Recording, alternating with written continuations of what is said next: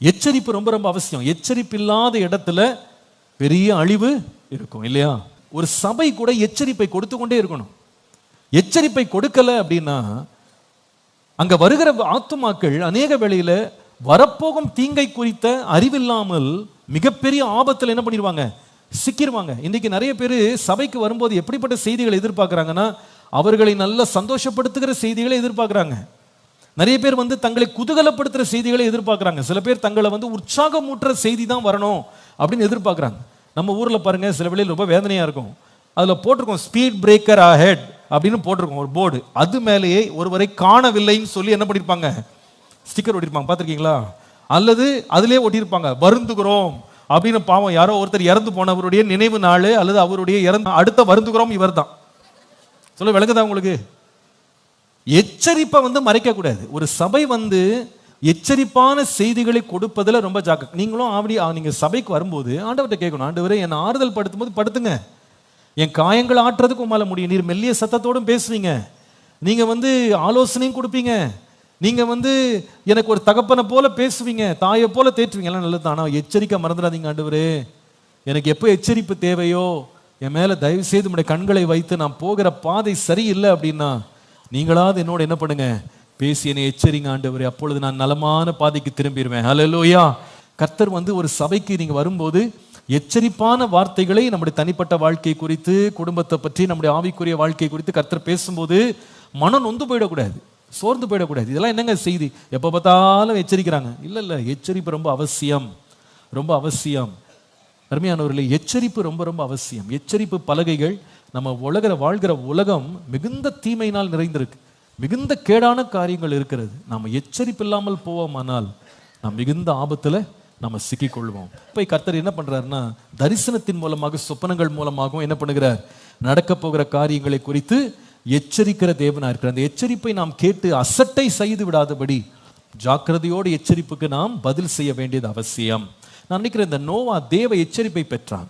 ஆனால் அந்த எச்சரிப்பை அவன் அசட்டை செய்யலை. அந்த எச்சரிப்புக்கு சரியான பதில் கொடுத்தான், சரியான விதத்தில் இந்த எச்சரிப்பை கையாண்டான். கர்த்தருடைய நாமத்திற்கு மகிமை உண்டாவதாக. இந்த எச்சரிப்பை கவனிங்க, நோவா எப்படி எதிர்கொண்டான் தெரியுமா? முதலாவது என்ன தெரியுமா? அந்த வசனம் பாருங்க, விசுவாசத்தினாலே. எல்லாரும் சொல்லுங்க, எப்படி? விசுவாசத்தினாலே நோவா தற்காலத்திலே காணாதவைகளை குறித்து தேவ எச்சரிப்பை பெற்று பயபக்தி உள்ளவனாகி தன் குடும்பத்தை ரட்சிப்பதற்கு பேழையே என்ன பண்ணிட்டானா? என்ன ஆச்சரியமா இருக்கு. அப்ப அவன் பேழை உண்டு பண்ற அளவுக்கு அவன் இறங்கிட்டான் அப்படின்னா அதற்கு ஒரே ஒரு காரணம், முதல் காரணம் என்னன்னு கேட்டா அவனுக்கு இருந்த விசுவாசம். நான் சொல்லுவேன், தேவன் நமக்கு கொடுக்கும் எச்சரிப்புக்கு நாம் செய்ய வேண்டிய முதல் பதில் அல்லது செய்ய வேண்டிய முதல் காரியம் என்னன்னா, put your faith in God. Like Noah. Noah தேவன் மேல் முழு மனதாய் விசுவாசித்தான். கர்த்தருடைய வார்த்தையை அப்படியே விசுவாசி. நிறைய வேளையில கர்த்தர் நமக்கு கொடுக்கிற எச்சரிப்பின் சத்தங்களை நாம நம்புவதில்லை. அதான் பிரச்சனை. நாம் அதை விசுவாசிக்கிறது இல்லை. இதெல்லாம் ஒன்றும் ஆகாது, இப்படியெல்லாம் நடக்காது, கர்த்தர் கொடுக்கிற எச்சரிப்பெல்லாம் நமக்கு பொருந்தாது நினைக்கிறவங்க இருக்காங்களா இல்லையா? சொல்லுங்க. அநேக வேளையில தேவன் நம்ம கொடுக்கிற எச்சரிப்பின் வார்த்தைகள், வசனங்களை படிக்கும் போது நம்ம என்ன நினைச்சிடறோம் தெரியுமா? இதெல்லாம் மற்றவங்களுக்கு, இதெல்லாம் நமக்கு இல்லை. ஆவியானவர் நம்மளை எச்சரிக்கும் போது, வசனத்தை கொண்டு, தரிசனங்களை கொண்டு, தேவ மனிதர்களை கொண்டு எச்சரிக்கும் போது, இதெல்லாம் நமக்கு நடக்காது, நம்ம குடும்பத்தில் நடக்காது, இதெல்லாம் நம்ம வாழ்க்கையிலெல்லாம் வராது அப்படின்னு நம்ம நினைக்கிறோம் பாருங்க. ஏன்னு சொன்னா, we don't believe the seriousness of God's word. எச்சரிப்பை கர்த்தர் கொடுக்கும்போது அந்த எச்சரிப்பை முதல்ல ஏற்றுக்கொள்ளணும், அதை நம்பணும். கர்த்தர் பேசுறாரு, கர்த்தர் சொல்றதை செய்யறதுக்கு அவர் வல்லவர் அப்படின்னு நம்ம விசுவாசிக்கணும் பாருங்க. நிறைய பேர் they take it very playfully, ரொம்ப விளையாட்டா எடுத்தாங்க. யூதாஸ் பாருங்க, கர்த்தர் அவனை எத்தனை முறை எச்சரித்தார், அது ஒரு முறையாவது அவன் ஏற்றுக்கொண்டானா?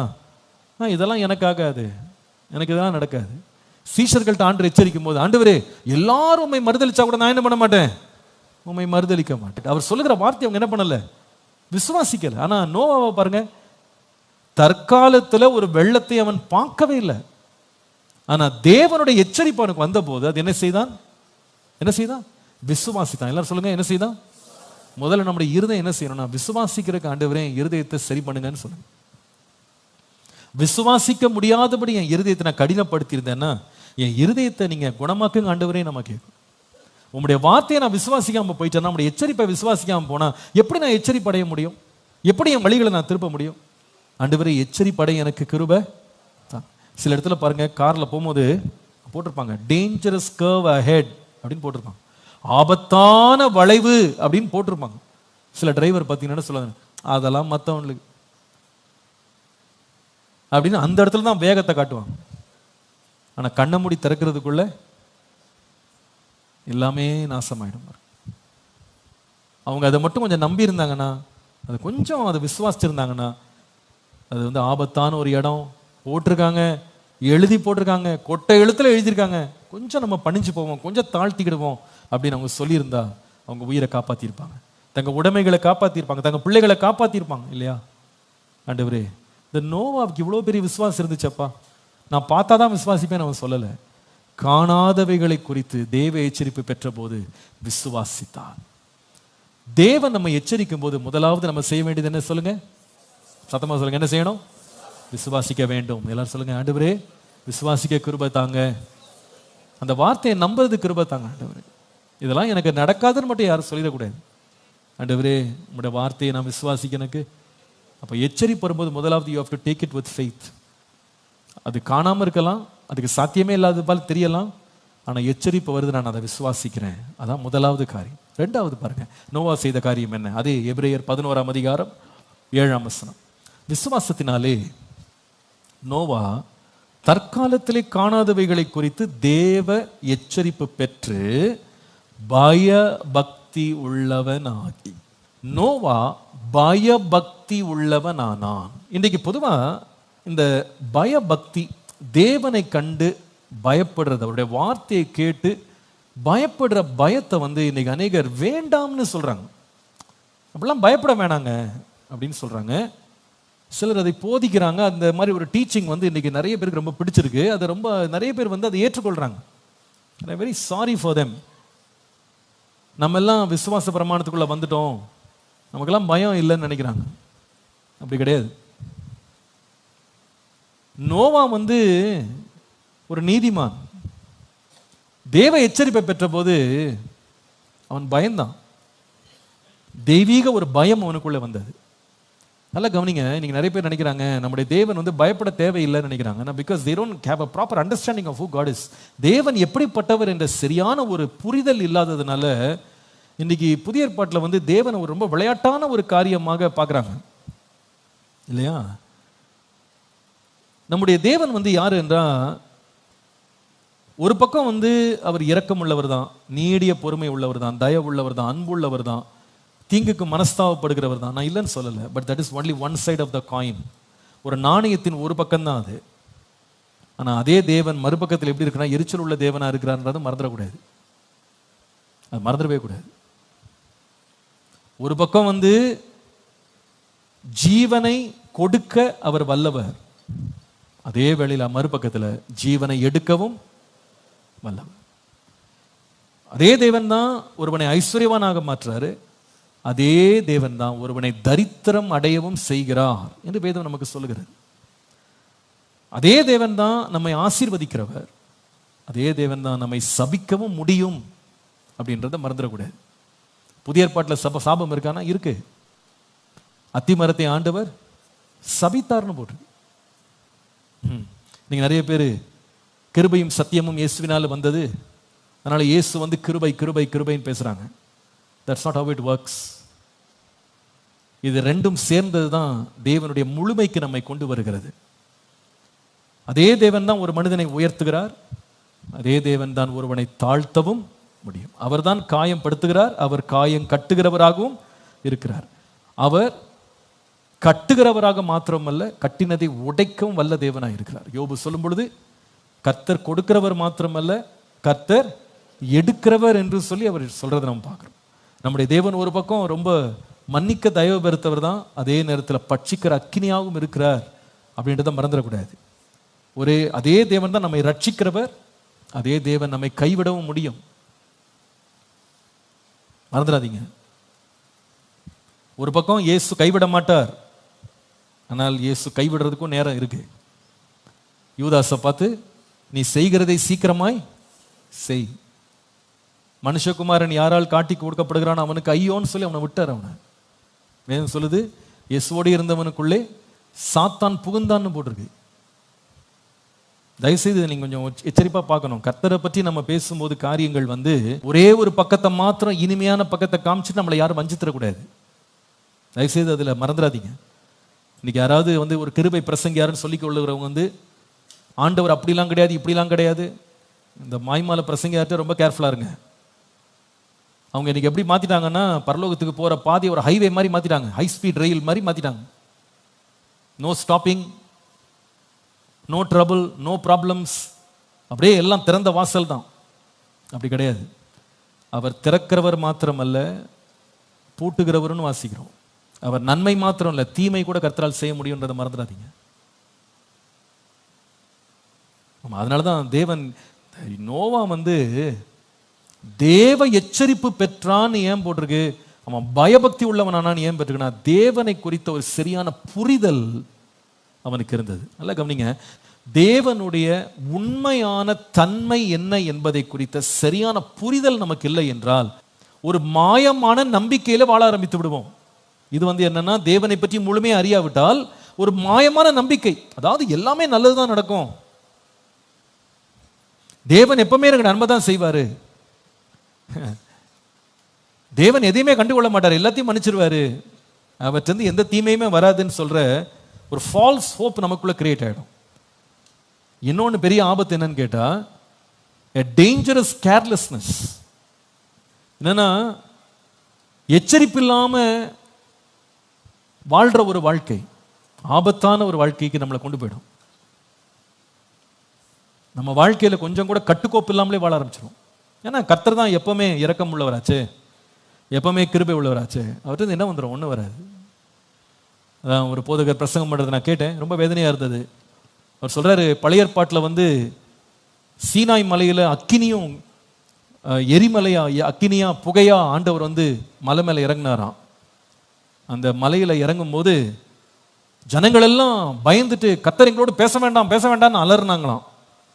ஆனால் புதிய ஏற்பாட்டில் தேவன் எப்படிப்பட்டவர்னா, கல்வாரி மலையில் அவர் அப்படியே இரக்கத்தின் அப்படியே சொரூபமாக அப்படியே இருக்கிறாராம். அதனால பழைய ஏற்பாடை இப்போ பிரசங்கம் பண்ணவே கூடாது. பழைய ஏற்பாட்டிலலாம் ஒரே இடி மின்னலும் ஒரே புகையும் பயமுறுத்தலும் இருக்கும். புதிய ஏற்பாட்டில் அதெல்லாம் கிடையாது, மறந்துடாதீங்க. புதிய ஏற்பாட்டிலையும் தேவன் அதே பட்சிக்கிற அக்கினி தான், அதே எபிரேயர்ல தான் வாசிக்கிறோம். பழைய ஏற்பாட்டில் எழுதப்படல, புதிய ஏற்பாட்டில் எழுது தேவன் பட்சிக்கிற அக்கினியா இருக்க. பழைய ஏற்பாட்டில் எழுதல, புதிய ஏற்பாட்டிலாம் எழுதியிருக்குன்னு மறந்துடக்கூடாது. தேவனுடைய கோபாக்கினை பழைய ஏற்பாட்டில் மட்டும் விழல, நம்முடைய ரட்சகராகிய இயேசு கிறிஸ்துவின் மேல் அந்த ஆக்கினை நமக்காக விழுந்ததுன்றதை மறந்துடாதீங்க. நம்முடைய பாவத்திற்காக இயேசு என்ன செய்யப்பட்டார்? தண்டிக்கப்பட்டார். புதிய ஏற்பாட்டு சபையில் எச்சரிப்பே இல்லைன்னு நினைச்சிடாதீங்க. உங்களுக்கு தெரியும், அனனியா சப்பீரால் இறந்தது வீட்டில் இல்லை, எங்க? கர்த்தருடைய ஆலயத்தில் தான், இல்லையா? ரொம்ப ஜாக்கிரதையாக இருக்கணும். அதனால கர்த்தர் இப்போ நிறைய பேர் நினைக்கிறாங்க, பழைய ஏற்பாட்டில் ஆண்டவர் ரொம்ப யங்காக இருந்தார், போட்டு அடி அடிச்சாரு, புதிய ஏற்பாட்டில் ரொம்ப வயசாகி போயிட்டாரு, அதனால இப்போ யாரையும் அடிக்கிறது இல்லை, கொஞ்சிக்கிட்டு இருக்காருன்னு நினைக்கிறாங்க. That's not how it is. நம்முடைய தேவன் நேற்றும் இன்றும் என்றும், நல்ல விளங்கிக் கொள்ளுங்க அதை. அவர் அன்றைக்கு எப்படி இருந்தாரோ அப்படிதான் இன்னைக்கு இருக்கிறார். நாம மாறலாம், அவர் மாற மாட்டார். நம்ம வசதிக்கு ஏற்ற மாதிரி உபதேசங்களை மாற்றி திரிச்சு நம்ம செய்கிற பாவங்களுக்கு ஏற்ற மாதிரி இன்னைக்கு எல்லாரும் உபதேசத்தை மாத்துறாங்க, உபதேசிக்கிறவர்களை மாத்துறாங்க, உபதேசிக்கிறவர்களை தங்கள் காதுக்கு இனிமையானவர்களை தெரிந்து கொள்றாங்க. அதை நம்ம செய்யலாம். கர்த்தர் மாற மாட்டார், அவர் அப்படிப்பட்டவர் தான். அவர் என்னைக்கு எப்படி அவர் அவர் அவர் ஆதியும் அந்தவுமானவர், துவக்கம் முடிவுமானவர். அவரில் எந்த மாற்றமே கிடையாது. வேற்றுமையின் நிழல் என்பது அவற்றை கிடையாது. அதனால பழைய ஏற்பாட்டில் வேற மாதிரி இருந்தார், இப்போ புதிய ஏற்பாட்டில் மாறிட்டார்லாம் நினைக்காதீங்க. He is the same. Noah பயபக்தி உள்ளவனானான் அப்படின்றது பழைய ஏற்பாட்டில் எழுதப்படலை, புதிய ஏற்பாட்டில் எழுதப்படல. நல்லா கொஞ்சம் கவனிச்சுக்கிட்டு ஜாக்கிரதையாக இருந்துக்கணும். அதனால இப்பெல்லாம் பயம் தேவையில்லை, தேவ பயமே தேவையில்லை. நான் அதை பற்றி நிறைய பேச முடியும். புதிய ஏற்பாடு சபையில் தேவ பயம் இருந்ததுன்னு பல வசனங்கள் இருக்கிறது. சபைகள் தேவ பயத்தோடு நடந்து பெருகினது என்று வாசிக்கிறோம். கர்த்தருக்கு பயப்படுகிற பயத்தோடு நடந்து பெருகின. அதனால எந்த பிரசங்கியாராகிலும் புதிய ஏற்பாட்டில் கர்த்தருக்கு பயப்படுற பயம் தேவையில்லைன்னு சொன்னால் ஒரு கள்ள போதகன் என்பதை நான் 100% தெளிவாக வெளியரங்கமாக நான் சொல்ல முடியும். அது யார் என்ன நினைச்சாலும் பரவாயில்ல. ஒரு தேவ மனுஷன் என்று சொல்லிக் கொள்ளுகிறவன், ஒரு பிரசங்கியார், நீங்க எங்கேயாவது ஒரு பிரசங்கம் கேட்டு நீங்க தேவனுக்கெல்லாம் பயப்பட வேணாம், ஏன்னா புதிய ஏற்பாட்டின் தேவன் பயமுறுத்துகிறவர் அல்ல, அவரை பார்த்து நம்ம பயப்படவே பட வேணாம், அவர் ரொம்ப இரக்கம் உள்ளவர், கிருபை உள்ளவர்னு பிரசங்கம் பண்றாங்கன்னா அவங்களுக்குள்ள அந்தி கிறிஸ்துவின் ஆவி தான் இருக்கே தவிர அவங்க இயேசுவின் சுவிசேஷத்தை அவங்க பிரசங்கம் பண்ணல அப்படின்றத நான் இந்த மேடையிலிருந்து தெளிவாக நான் சொல்ல முடியும். அவங்க ஒரு கள்ள போதகன் என்பதை நீங்க நல்ல விளங்கிக் கொள்ளுங்க. நீங்க தொடர்ந்து அவங்க பிரசங்கங்களை கேட்காதீங்க, உங்களை வஞ்சித்துக் கொள்வீங்க. அவங்க தங்கள் மேலேயே வஞ்சனையை அவங்க வல்வித்து தங்களுக்கு வரும் கேடை அறியாம அவங்க பேசிட்டு இருக்காங்க. இது உபதேசம் அல்ல, வேதம் அல்ல. வேதம் என்ன சொல்லுதுன்னா, புதிய ஏற்பாட்டுல தேவ எச்சரிப்பை பெற்று நோவா பய பக்தி உள்ளவன் ஆனான். ஏன் தெரியுமா? அவனுக்கு தெரியும் கர்த்தர் சொன்ன வார்த்தை அவர் நிறைவேற்ற வல்லவர், அவர் பயங்கரமான தேவன், அவர் இரக்கமுள்ளவர் தான், அதே நேரத்தில் ரொம்ப பயங்கரமானவர். அவர் என்ன செய்யணும்னு நினைச்சிட்டாரோ அதை செஞ்சிருவார். அவர் சொன்ன வார்த்தை ஒன்று கூட தரையில் விழாது, சொன்னதை அப்படியே செஞ்சிருவார். அவர் எதையும் செய்ய வல்லவர், வல்லவர். அவரோட வல்லமை இன்றைக்கு குறைந்து போகவே இல்லை, மறந்துடாதீங்க. இன்றைக்கும் வல்லமை குறைஞ்சு போகல. இனி வரப்போகிற இயேசு கிறிஸ்து நியாயாதிபதியாக தான் வரப்போறாரு. அவனவனுடைய கிரியைக்கு தக்க பிரதிபலன் என்னோடு வருதுன்னு ஆண்டவர் சொன்னார். நீதியா இருக்கிறவன் நீதியாயிரு, அநீதியா இருக்கிறவன் அநீதியாயிரு, பரிசுத்தமா இருக்கிறவன் இன்னும் பரிசுத்தமாகு, அசுத்தமா இருக்கிறவன் இன்னும் அசுத்தமாக. ஆனா கிரியைக்கு எல்லாத்துக்கும் பலன் வருது, மறந்துடாதுன்னு. அதனால தேவனை நியாயாதிபதியா நம்ம எப்பவுமே பார்க்கணும். ஒரு பக்கம் அன்புள்ளவர் தான், அதே வேளையில நியாயாதிபதி. தீமையை பார்க்க மாட்டாத சுத்த கண்ணன், அந்த பயம் இருக்கணும். தேவ பயம் இல்லாத ஒரு கிறிஸ்தவ வாழ்க்கை ஒரு போலியான கிறிஸ்தவ வாழ்க்கை, மறந்துடாதீங்க. சில பேர் சொல்றாங்க தேவ பயத்தை வைத்து வைத்து எல்லாரையும் அடிமைப்படுத்தி வச்சிருக்காங்க. யாரும் அடிமைப்படுத்தல, நிஜமா வாழ்றோம், அவ்வளவுதான் உண்மை. நிஜமா வாழ்றோம். ஒரு தகப்பன் ஒரு பிள்ளை அப்பாவை அன்புடன் பார்க்குறான், அவங்க அப்பா அவனை ரொம்ப நேசிக்கிறார். அதே வேளை ஒரு நீதி உள்ள தகப்பனா இருந்தா பிள்ளை பயப்படுவான். உண்மையா இல்லையா? பயப்படுவான். அப்பா நீதியற்றவர், அவரே ஒழுக்கம் இல்லாமல் இருக்கிறான்னா பையனுக்கு பயம் வராது, அவன் பயம் இல்லாமல் தான் வாழ்வான். நாம் ஆராதிக்கிற தேவன் அயோக்கியன் அல்ல, அவர் பரிசுத்தமானவர். ஹல்லேலூயா. அந்த தேவ எச்சரிப்பை நோவா கேட்ட உடனே விசுவாசித்தான். முதலாவது அதை நம்பினான், கர்த்தர் சொல்றதை செஞ்சிருவாருன்னு அவன் நம்பினான், அதனால தான் தப்பிச்சான் அவன்.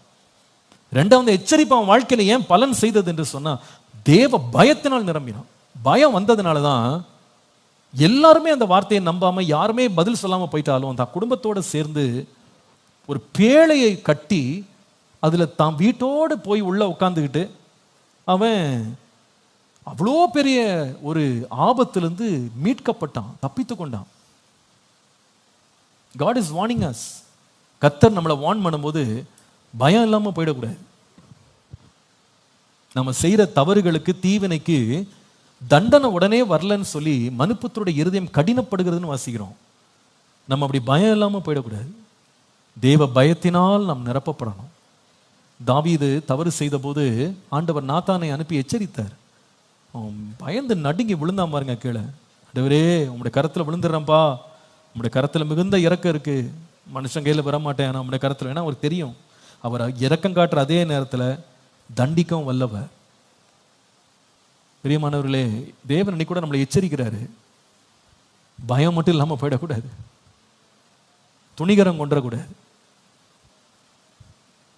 சில பேர் ஒரு தவறு செய்யும்போது அதுக்கு உடனே பிரதிபலன் வரலன்னு உடனே நமக்கு ஒரு தைரியம் வந்துடுது தெரியுமா? ஒண்ணுமே ஆகாது, இனி ஒண்ணுமே ஆகாது, ஆண்டவர் ஒன்றும் செய்ய மாட்டாரு அப்படின்னு நம்ம ரொம்ப தப்பிச்சுக்கிறோம். ஆண்டவர் நம்ம மேல இரக்கத்தினால அமைதியா இருக்கிறாரு. சரி எப்படியாகில் அவன் திரும்புவான், மனம் திரும்புவான், மாறிடுவான் அப்படின்னு நான் பொறுமையா இருக்கிறாரே தவிர தேவன் மாறிட்டார்னு நினைக்காதீங்க. அவர் இருக்கிறபடிதான் இருக்கிறாரு. அவர் நீதி உள்ள நியாயாதிபதியா இருக்கிறார். கர்த்தருக்கு பயப்படுகிற சிறியோரையும் பெரியோரையும் கர்த்தர் ஆசீர்வதிக்கிறார். கர்த்தருக்கு பயந்து அவருடைய வழிகளில் நடக்கிறவன் எவனோ அவன் பாக்கியவான். கர்த்தருக்கு பயப்படுற பயம் நோவாவுக்குள்ள இருந்தது, அதனாலதான் அவன் தப்பித்து கொண்டான். தேவ பயம் இல்லாம இருந்திருந்தா நிச்சயமா அந்த அழிவில் அவனும் சேர்ந்து என்ன செய்திருப்பான்? அழிந்திருப்பான். பிரியமானவர்களே, நம்ம வாழ்க்கையில தேவ எச்சரிப்பை பெறும்போது நமக்குள்ள ஒரு பயம் உண்டாகும். கர்த்தர் பேசுறாரு, எச்சரிக்கிறார். இதோட பின்விளைவு என்னவா இருக்கும்? ஆண்டவரே நான் பயப்படுறேன்ப்பா, நான் பயந்து உன் பக்கம் திரும்புறேன், நான் பயந்து உன் பக்கம் திரும்புறேன் ஆண்டவரே. கர்த்தருக்கு பயப்படுகிறது ஞானத்தின் ஆரம்பம்னு வாசிக்கிறோம். கர்த்தருக்கு பயப்படுகிற பயம் நம்மை தீமையை விட்டு விலக்கும். கர்த்தருக்கு பயப்படுற பயம் நமக்கு ஒரு பெரிய பாதுகாப்பு, ஒரு பெரிய அரண். கர்த்தருக்கு பயப்படுற பயத்தை ஒரு பலவீனமாக நினைக்காதீங்க. கர்த்தருக்கு பயப்படுகிற பயம் தான் நமக்கு பெரிய பாதுகாப்பு. கர்த்தருக்கு பயப்படுகிற பயம் நமக்கு நன்மையை கொண்டு வரும், நமக்கு ஆசீர்வாதத்தை கொண்டு வரும், பாக்கியத்தை கொண்டு வரும். தேவன் எச்சரிக்கும் போது பயப்படாம துணிஞ்சு போயிடக்கூடாது. அந்த நடுக்கத்தோட வசனத்தை கேட்கணும். நிறைய பேர் நம்ம வசனம் கர்த்தர் நம்மகிட்ட பேசும்போது தம்முடைய தாசர்களை கொண்டு வார்த்தையை நமக்கு எச்சரிப்பாக கொடுக்கும்போது டிவி ஆஃப் பண்ணிட்டு போயிடுவாங்க. நாங்கள் என்ன நினைக்கிறாங்க தெரியுமா? டிவி ஆஃப் பண்ணிட்டா, மெசேஜை ஆஃப் பண்ணிட்டா, அதுக்கு விரோதமாக ஒரு கமெண்ட்டை போட்டா ஏதோ சாதிச்சிட்டோம்னு நினைக்கிறாங்க. பேசுகிறது நாம அல்ல, பரிசுத்த ஆவியானவர் பேசுறாரு. ஏன் சொல்றது? அன்றைக்கு பழைய ஏற்பாட்டை காமிச்சிட்டு சொல்றாரு, அன்றைக்கு உங்கள் பிதாக்கள் வனாந்திரத்தில் தங்கள் இருதயத்தை கடினமாக்கி தேவனை கோபம் மூட்டினது போல நீங்க கோபம் மூட்டாதபடி எச்சரிப்பாருங்கன்னு போட்டிருக்கு. பழைய ஏற்பாடுலாம் வேறப்பா, இப்பெல்லாம் புது கட்டளை, அவங்கள பத்தி கவலைப்படாத, இப்போ நீ நல்லா ஜாலியாக ஆடிக்கிட்டே வான்னு சொல்லல ஆண்டவர். பழைய ஏற்பாட்டை காமிச்சிட்டு சொல்றாரு, அவங்க எல்லாம் நான் வசனம் அனுப்புனேன், எச்சரிப்பை கொடுத்தேன், அவங்கெல்லாம் இருதயத்தை கடினப்படுத்தினாங்க, அத்தனை பேரையும் அழிச்சு போட்டேன், அதை பார்த்து நீ எச்சரிப்பட. அவைகள் எல்லாம் அவர்களுக்கு திருஷ்டாந்தங்களாக எழுதப்பட்டது, நமக்கோ அவைகள் எச்சரிப்பு உண்டாகும்படி எழுதப்பட்டிருக்கு. நமக்கெல்லாம் எச்சரிப்பு உண்டாகிற கர்த்தர் எழுதியிருக்கிறார். டு வார்ன் அஸ், கர்த்தர் எழுதி வச்சிருக்கிறார். தேவ பயம் நமக்கு இருக்கணும். கர்த்தர் நம்ம வாழ்க்கையில் ஏதாவது ஒரு இடத்துல நம்ம வழி விலகும் போது கர்த்தர் எச்சரிப்பார். உடனே ஒரு பயம் வரணும். ஆண்டவரே உங்களுடைய வழியை விட்டு விலகுறேன், உங்களுடைய சமூகத்தை விட்டு போறேன், இதனுடைய தீங்களை நான் போய் சிக்கிறாதபடி என்னை என்ன பண்ணுங்க, பாதுகாத்து கொடுங்க. அந்த காட்லி ஃபியர் நமக்கு எப்பவுமே அவசியம்.